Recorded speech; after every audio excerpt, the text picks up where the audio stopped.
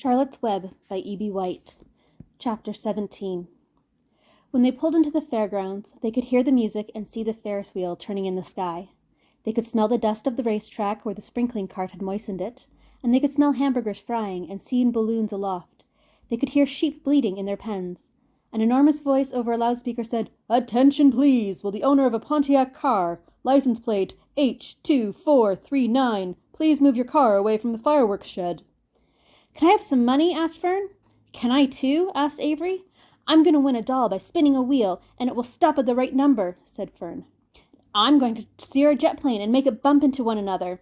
"Can I have a balloon?" asked Fern. "Can I have a frozen custard and cheeseburger and some raspberry soda pop?" asked Avery.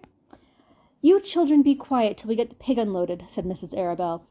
"Let the children go off by themselves," suggested Mr. Arabelle. "The fair only comes once a year." Mr. Arabelle gave Fern 2 quarters and 2 dimes. He gave Avery 5 dimes and 4 nickels.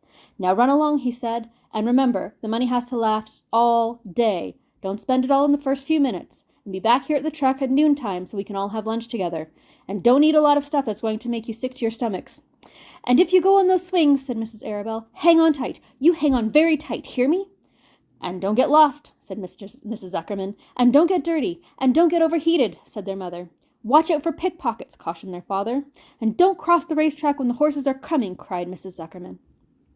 The children each grabbed each other by the hand and danced off in the direction of the merry-go-round, towards the wonderful music and the wonderful adventure and the wonderful excitement, into the wonderful midway where there would be no parents to guide them or guard them, and where they could be happy and free to do as they please. Mrs. Arabelle stood quietly and watched them go. Then she sighed. She blew her nose. "Do you really think it's all right?" she asked. "Well, they've got to grow up sometime," said Mr. Arabelle, "and a fair is a pretty good place to start, I guess." While Wilbur was being unloaded and taken out of his crate into his new pig pen, crowds gathered to watch. They stared at the sign, "Zuckerman's Famous Pig." Wilbur stared back and tried to look extra good. He was pleased with his new home. The pen was grassy and was shaded from the sun by a shed roof.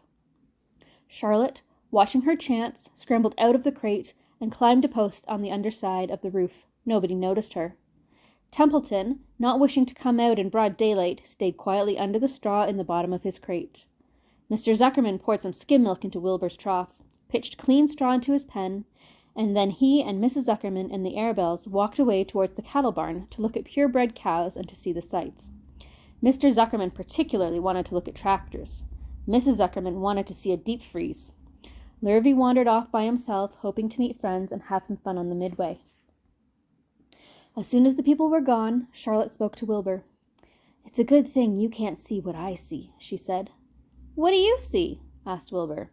"There's a pig in the pen next to us, and he's enormous. I'm afraid he's much bigger than you are." "Maybe he's older than I am, and has had more time to grow," suggested Wilbur. Tears began to come to his eyes. "I'll drop down and have a closer look," Charlotte said. Then she crawled along the beam till she was directly over the next pen. She let herself down on the drag line until she hung just above the big pig's snout. "May I have your name?" she asked politely. The pig stared at her. "No name," he said in a big, hearty voice. "Just call me Uncle." "Very well, Uncle," replied Charlotte. "What is the date of your birth? Are you a spring pig?" "Spring pig?" "Sure, I'm a spring pig," said Uncle. "What did you think I was? Spring chicken? That's a good one, eh, sister?" "Mildly funny," said Charlotte. "I've heard funnier ones, though. Glad to have met you, and I now must be going." She ascended slowly and returned to Wilbur's pen. "He claims he's a spring pig," said Charlotte. "And perhaps he is. One thing's for certain, he has a most unattractive personality. He's too familiar, too noisy, and he cracks weak jokes. Also, he's not anywhere near as clean as you are, nor as pleasant. I took quite a disliking to him in our brief interview. He's going to be a hard pig to beat, though, Wilbur, on account of his size and weight. But with me helping you, it can be done." "When are you going to spin a web?" asked Wilbur. "This afternoon, late, if I'm not too tired," she said. "The least thing tires me these days. I don't seem to have the energy I once had. My age, I guess." Wilbur looked at his friend. She looked rather swollen and seemed listless. "I'm awful sorry to hear that you're feeling poorly, Charlotte," he said. "Perhaps if you spin a web and catch a couple of flies, you'll feel better." "Perhaps," she said wearily, "but I feel like the end of a long day." Clinging upside down to the ceiling, she settled down for a long nap, leaving Wilbur very much worried. All morning people wandered past Wilbur's pen.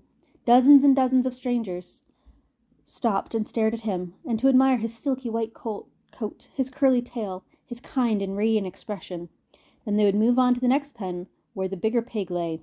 Wilbur heard several people make favorable remarks about Uncle's size in general. He couldn't help overhearing these remarks, and he couldn't help worry. And now, with Charlotte not feeling well, he thought, oh dear. All morning, Templeton slept quietly under the straw. The day grew fiercely hot. At noon, the Zuckermans and the Arables returned to the pig pen. Then a few minutes later, Fern and Avery showed up. Fern had a monkey doll in her arms and was eating a Cracker Jack. Avery had a balloon tied to his ear and was chewing a candy apple. The children were hot and dirty. "Isn't it hot?" Mrs. Zuckerman said. "It's terribly hot," said Mrs. Arable, fanning herself with an advertisement of a deep freeze. One by one, they climbed into the truck and opened lunch boxes. The sun beat down on everything. Nobody seemed hungry. "When are the judges going to decide about Wilbur?" asked Mrs. Zuckerman. "Not till tomorrow," said Mr. Zuckerman. Lou reappeared, carrying an Indian blanket that he had won. "This is just what we need," said Avery, "a blanket." "Of course it is," replied Lurvy, and he spread the blanket across the sideboards of the truck so that it was like a little tent, and the children sat in the shade under the blanket and felt better. After lunch, they stretched out and fell asleep.